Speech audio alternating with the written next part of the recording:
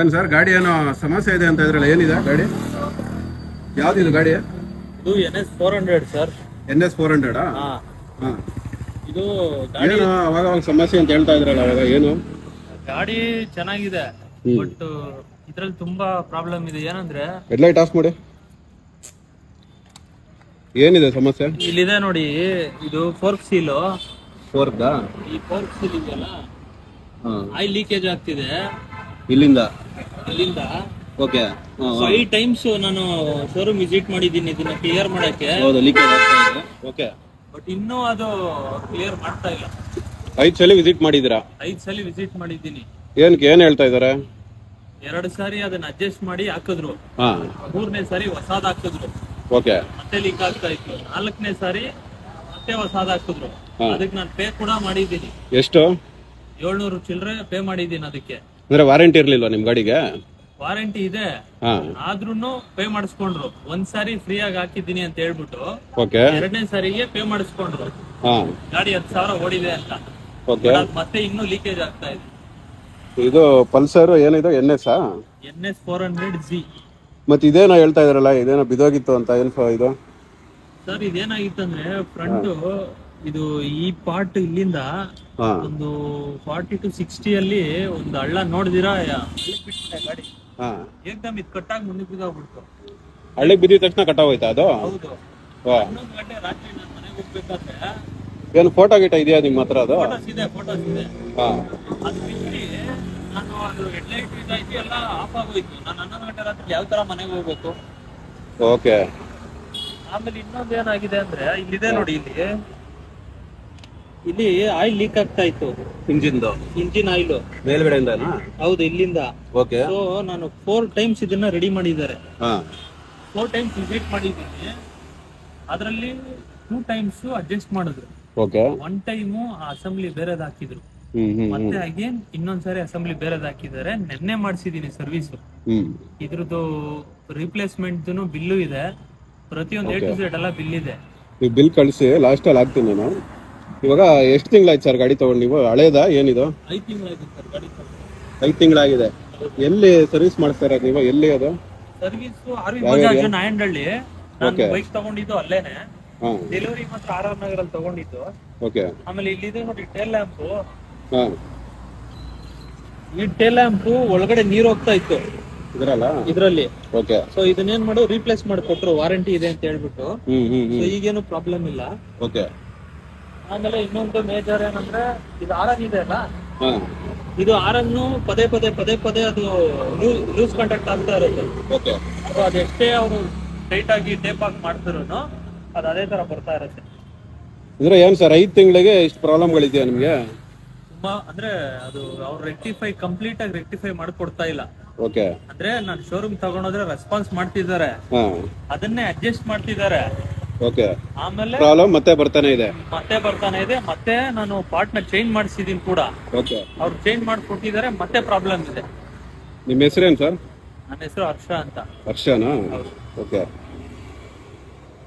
ಏನ್ ಸರ್, ಏನು ತಗೊಳ್ಳೋ ಎಷ್ಟು ಜನ ತಗೋಬೇಕು ಅಂತ ಅನ್ಕೊಂಡಿರ್ತಾರೆ? ಒಳ್ಳೆ ಕಂಪ್ನಿ ಬಜಾಜ್ ಅಂತ ನಾವು ಅನ್ಕೊಂಡಿದೀವಿ. ಸರ್ ಏನಂದ್ರೆ ನೋಡಿದ್ರೆ ಎಷ್ಟೊಂದು ಪ್ರಾಬ್ಲಮ್ ಇದೆಯಲ್ಲ ಗಾಡಿ ಇದು. ಏನ್ ಹೇಳ್ತೀರಾ ಗಾಡಿ ತಗೊಳ್ಳೋರ್ಗೆ ಇಲ್ಲ ಸರ್ವಿಸ್ಗೆ? ಸರ್ ಸಿಂಪಲ್, ನಾನ್ ಹೇಳೋದೇನ್ ಗೊತ್ತಾ, ಗಾಡಿ ಚೆನ್ನಾಗಿದೆ, ಇಲ್ಲ ಅಂತ ಹೇಳಲ್ಲ. ನಾನ್ ತಗೊಂಡಿದ್ ಯಾಕೆ ಅಂದ್ರೆ 2.5 ಲಕ್ಷಕ್ಕೆ 400cc ನನಗಿದೆ. ನಾನು ಮಿಡಲ್ ಕ್ಲಾಸ್ ಇದ್ರಲ್ಲಿ ಯೋಚನೆ ಮಾಡಿದಾಗ ಸೊ ನನಗಿದು ತುಂಬಾ ಬೆಸ್ಟ್ ಆಪ್ಷನ್ ಅಂತ ಇದು ತಗೊಂಡಿದ್ದು. ಸ್ಪೀಡ್ 400ಗೆ ಹೋಗಿದೆ, ಅದು ಸ್ವಲ್ಪ ಅಮೌಂಟ್ ಜಾಸ್ತಿ ಆಗುತ್ತೆ ಅಂತ ಹೇಳಿ ಇದು ತಗೊಂಡೆ. ನಾನು ಇದೊಂದೇ ಗಾಡಿ ಇದೇ ತರ ಪ್ರಾಬ್ಲಮ್, ಬೇರೆ ಗಾಡಿಗಳು ಪ್ರಾಬ್ಲಮ್ ಇದೆಯಾ, ಫಸ್ಟ್ ಬ್ಯಾಚ್ ಈ ತರ ಬರುತ್ತಾ ಅಂತ ನಾನು ಯೋಚನೆ ಮಾಡಿ ನೋಡಿದಾಗ ಈ ಫ್ರಂಟ್ ಅಸೆಂಬ್ಲಿ ಸುಮಾರು ಗಾಡಿಗಳು ಕಂಪ್ಲೇಂಟ್ ಇದೆ. ತಕ್ಷಣ ನೀವು ಅದು ಬಿದ್ದೆ ಹೋಯ್ತು ಅಂತ ಇದ್ರಲ್ಲ, ಇದು ಏನು ಸ್ಟ್ರೆಂತ್ ಇದೆ ಇದ್ರಲ್ಲಿ? ಇದು ಒಳಗಡೆ ಫುಲ್ ಫೈಬರ್ ಸರ್. ಈ ಲಾಕಿಂಗ್ ಸಿಸ್ಟಮ್ ಒಳಗಡೆ ಫೈಬರ್. ಅದನ್ನ ಅವರು ಶೋರೂಮ್ ಅಲ್ಲಿ ನಾನು ತೋರಿಸಿದ್ರು ಕೂಡ. ಈಗ ಮಾಡಿಫೈ ಮಾಡಿ ಏನೋ ಬಿಟ್ಟಿದಾರಂತೆ ಬೇರೆ, ಅದನ್ನ ಹಾಕಿದೀನಿ ಅಂತ ಹೇಳಿದ್ದಾರೆ.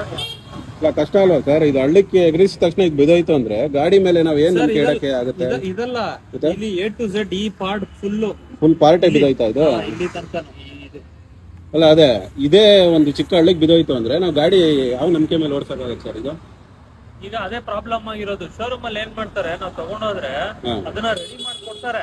ಓಕೆ. ಬಟ್ ಪದೇ ಪದೇ ಪ್ರಾಬ್ಲಮ್ ಆಗ್ತಾ ಇದ್ರೆ ನಾವ್ ಯಾರನ್ನ ಕೇಳ್ಬೇಕು? ಡೀಲರ್ಸ್ ಏನ್ ಮಾಡ್ತಾರೆ ಅಂದ್ರೆ, ಈಗ ತಗೊಂಬನ್ನಿ ಸರ್ ಮಾಡ್ಕೊಡ್ತೀನಿ ಅಂತ ರೆಸ್ಪಾನ್ಸ್ ಮಾಡ್ತಾರೆ. ಈ ನಾವ್ ಎವ್ರಿ ಟೈಮ್ ಎಲ್ಲಾ ಕೆಲಸ ಬಿಟ್ಬಿಟ್ಟು ಪದೇ ಪದೇ ಹೋಗಕ್ಕಾಗತ್ತಾ? ಈಗ ನಮಗೂ ಏನ್ ರಜಾಗಳು ಸಿಗ್ತಾವ? ನಾವು ಇವಾಗ ಬೇರೆ ಕಡೆ ಎಲ್ಲ ಒಂದ್ ಕಡೆ ಕೆಲಸ ಮಾಡ್ತಾ ಇರ್ತೀವಿ. ವಾರಕ್ಕೊಂದಿನ ನಮ್ಗೆ ಸಂಡೇ ರಜಾ ಸಿಗುತ್ತೆ. ಸಂಡೇ ಶೋರೂಮ್ ರಜಾ ಇರುತ್ತೆ. ನಾವು ಬೇರೆ ಒಂದಿನ ರಜಾ ಹಾಕ್ಬಿಟ್ಟು ಅದಕ್ಕೋಸ್ಕರ ತಗೊಂಡೋಗ್ಬೇಕು. ಈಗ ನೋಡಿ ನಿಮ್ಗೊಂದು ಎಕ್ಸಾಂಪಲ್, ರೈಟ್ ಸೈಡ್ ಫೋರ್ಕ್ 5 ಸಾರಿ ವಿಸಿಟ್ ಮಾಡಿದೀನಿ ಶೋರೂಮ್ ನ. 5 ಸಾರಿ ಪ್ರಾಬ್ಲಮ್ ಬಂದಿದೆ. ಸೇಮ್ ಪ್ರಾಬ್ಲಮ್ 5 ಸಲ ವಿಸಿಟ್ ಮಾಡಿದೀರಿ? ಹೌದು, 1 ಸಾರಿ ಅಲ್ಲ 5 ಸಾರಿ. ಮತ್ತೆ ಲೀಕ್ ಆಗ್ತಾ ಇದೆ. ಇದ್ ನೋಡಿ, ಈ ಲೀಕೇಜ್ ಗೆ 4 ಸಾರಿ ವಿಸಿಟ್ ಮಾಡಿದ್ದೆ. ಓಕೆ. ನಾನೇನ್ ಬೇಕಾದ್ರೆ ವಿತ್ ಪ್ರೂಫೇ ಮಾತಾಡ್ತಾ ಇದ್ದೀನಿ. ಅದೊಂದು. ಆಮೇಲೆ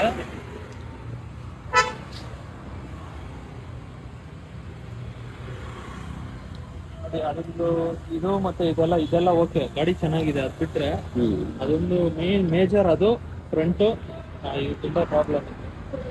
ಈಗ ಏನ್ ಹೇಳ್ತೀರಾ ಸರ್ ಇವಾಗ ಗಾಡಿ ತಗೋಬೇಕು ಅನ್ಕೊಂಡಿರೋರ್ಗೆ ಪಲ್ಸರ್? ಸರ್ ಸಿಂಪಲ್ ಹೇಳ್ತೀನಿ, ಫಸ್ಟ್ ಚೆಕ್ ಮಾಡ್ಕೊಳ್ಳಿ. ಯಾಕಂದ್ರೆ ಅವರು ಒಂದ್ಸರಿ ನಾವು ತಗೊಂಡ್ಮೇಲೆ ನಮ್ಮನ್ನ ಕನ್ವಿನ್ಸ್ ಮಾಡಕ್ ಟ್ರೈ ಮಾಡ್ತಾರೆ. ಮತ್ತೆ ಪಾರ್ಟ್ಗಳನ್ನ ಅವರು ಏನೇ ರಿಪ್ಲೇಸ್ಮೆಂಟ್ ಮಾಡಿದ್ರು ಅದು ಕರೆಕ್ಟ್ ಆಗಿ ಇದು ವರ್ಕ್ ಆಗ್ತಾ ಇಲ್ಲ. ಓಕೆ.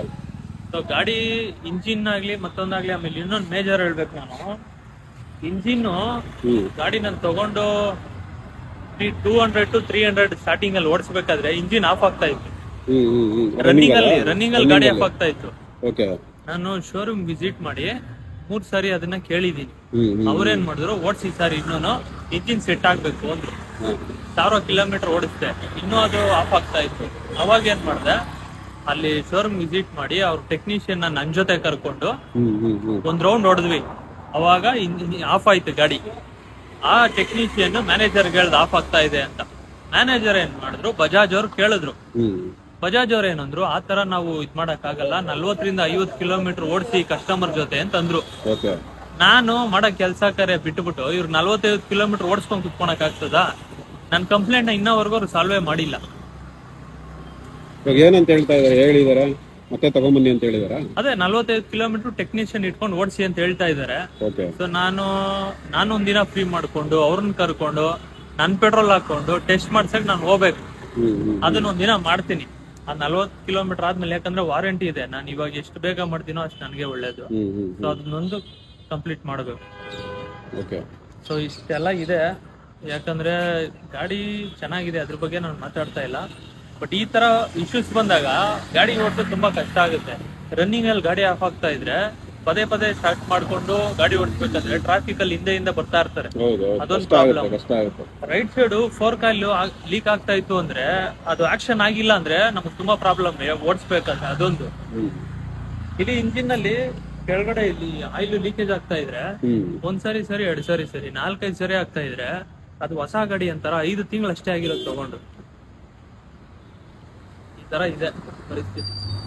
ನನ್ನ ಹತ್ರ ವಿತ್ ಬಿಲ್ಲು ಏನೇನ್ ರೀಪ್ಲೇಸ್ಮೆಂಟ್ ಮಾಡಿದ್ದಾರೆ ಅಂತಾನೂ ಇದೆ. ಬೇಕಾದ್ರೆ ನಾನು ಶೋರೂಮ್ ಅಲ್ಲಿ ನಿಮ್ಮನ್ನ ಕರ್ಕೊಂಡೋಗೇನೆ ಶೋರೂಮ್ ಅಲ್ಲಿ ಮ್ಯಾನೇಜರ್ ಮತ್ತೆ ಸ್ಟಾಫ್ಗಳು ನಾನು ಯಾರು ಅಟೆಂಡ್ ಮಾಡಿದ್ರಲ್ಲ ಅಡ್ವೈಸರ್ಸ್, ಆ ಇಬ್ರು ಇಟ್ಕೊಂಡೇನೆ ಮಾತಾಡ್ತೀನಿ. ಬೇಕಾದ್ರೆ ನೀವು ಬಿಲ್ಗಳೆಲ್ಲ ಕೊಡಿ, ಇಲ್ಲಿ ಎಂಡಲ್ಲಿ ಹಾಕ್ತೀನಿ, ನೋಡ್ಲಿ ಸ್ವಲ್ಪ ಜನ, ಗೊತ್ತಾಗ್ಲಿ ಹೆಂಗಿದೆ ಇದ್ರ ಬಿಲ್ಡ್ ಕ್ವಾಲಿಟಿ ಹೆಂಗಿದೆ, ಸರ್ವಿಸ್ ಯಾವ ತರ ಕೊಡ್ತಾ ಇದಾರೆ ಅಂತ ಗೊತ್ತಾಗ್ಬಿಟ್ಟು ಅವ್ರು ಡಿಸಿಷನ್ ತಗೊಳ್ಳಿ. ಇವಾಗ ನಿಮ್ ಪ್ರಾಬ್ಲಮ್ ಸಾಲ್ವ್ ಆಗಕ್ಕೆ ಮಂಡೇ ಬರಕ್ ಹೇಳಿದಾರಾ? ಇಲ್ಲ, ನಾನು ಇವತ್ತಿನ ಡೇಟ್ ಹೇಳ್ಬಿಡಿ ಸರ್. ಇವತ್ತು ನೋಡಿ ಎಷ್ಟು ಡೇಟ್? 15th December 2024. ನಾನು 14th ಡಿಸೆಂಬರ್ 2024 ಅಲ್ಲಿ ಸರ್ವಿಸ್ ಮಾಡಿಸಿದ್ದೀನಿ. 3rd ಸರ್ವಿಸ್ ನೆನ್ನೆ ರೆಡಿ ಮಾಡಿಸ್ಕೊಡೋ ಬಂದಿರೋ ಗಾಡಿ. ಪ್ರಾಬ್ಲಮ್. ಹೌದು, ಮತ್ತೆ ಪ್ರಾಬ್ಲಮ್. ಹೌದು, ಆಲ್ರೆಡಿ ಇದು ವಾರಂಟಿ ಇದ್ರೇನು ಪೇಯ್ಡ್ ಸರ್ವಿಸ್. ಹೌದು, ಪೇಯ್ಡ್ ಸರ್ವಿಸ್. ಹೌದು, ಪಾರ್ಟ್ ಎಲ್ಲ ಪೇಯ್ಡ್ ಮಾಡಿದೀನಿ ಸರಿ. ಬಟ್ ಆದ್ರೂನು ಪ್ರಾಬ್ಲಮ್ ಬರ್ತಾ ಇದೆ. ಏನಂದ್ರೆ ಅವರು ಪ್ರತಿ ಸಾರಿ ಹೋದಾಗೆಲ್ಲ ಈ ಸಾರಿ ರೆಡಿ ಮಾಡಿದೀವಿ ಸರ್, ಪ್ರಾಬ್ಲಮ್ ಬರಲ್ಲ, ಈ ಸಾರಿ ರೆಡಿ ಮಾಡಿದೀವಿ ಸರ್, ಪ್ರಾಬ್ಲಮ್ ಬರಲ್ಲ ಅಂತ ಹೇಳ್ತಾನೆ ಇರ್ತಾರೆ. ಅದೇ ನಾವು ಒಂದ್ಸಾರಿ ಆಚೆ ತಗೊಂಡ್ ಬಂದ್ಮೇಲೆ ನಮ್ ಕೆಲ್ಸಗಳನ್ನೆಲ್ಲ ಬಿಟ್ಟು ಮತ್ತೆ ಹೋಗ್ಬೇಕು. ಈ ತರ ಆಗಿದೆ ಸರ್ ಅಂದಾಗ ಅವ್ರು ಮತ್ತೆ ರೆಡಿ ಮಾಡ್ಕೊಡ್ತಾರೆ. ಮತ್ತೆ ನಾನು ಅದು ಕಂಪ್ಲೇಂಟ್ ತಗೊಂಡ್ ಹೋಗ್ಬೇಕು. ಈ ತರ ಇದೆ. ಏನಂದ್ರೆ ದಯವಿಟ್ಟು ಯೋಚನೆ ಮಾಡಿ, ಗಾಡಿ ತಗೊಳ್ಳಿ ಅಂತ ನಾನೇನು ಹೇಳ್ತಾ ಇಲ್ಲ. ಈ ತರ ಇಶ್ಯೂಸ್ ಇದೆ, ನೀವು ಒಂದ್ಸರಿ ಅದನ್ನ ರೆಕ್ಟಿಫೈ ಮಾಡ್ಕೊಳ್ಳಿ ಫಸ್ಟ್. ಈ ತರ ಇದೆ, ಹಿಂಗೆ ಏನಾಗುತ್ತೆ. ಯಾಕಂದ್ರೆ ನಂದು ಈಗ 5 months ಆಗಿರೋದ್ರಿಂದ ವಾರಂಟಿ ಇತ್ತು, ಚೇಂಜ್ ಮಾಡ್ಕೊಟ್ರು. ಅದೇ ಪ್ರಾಬ್ಲಮ್ ಕಂಟಿನ್ಯೂ ಆಗ್ತಾ ಇದೆ. ಸೊ ನಾನು ಇನ್ನ 1 ವರ್ಷ ಆದ್ಮೇಲೆ ಇನ್ನೆಷ್ಟು ಪ್ರಾಬ್ಲಮ್ ಬರ್ಬೋದು ಅನ್ನೋದೊಂದು ಮೈಂಡ್ ಸೆಟ್ ಅಷ್ಟೇ, ಏನಿಲ್ಲ.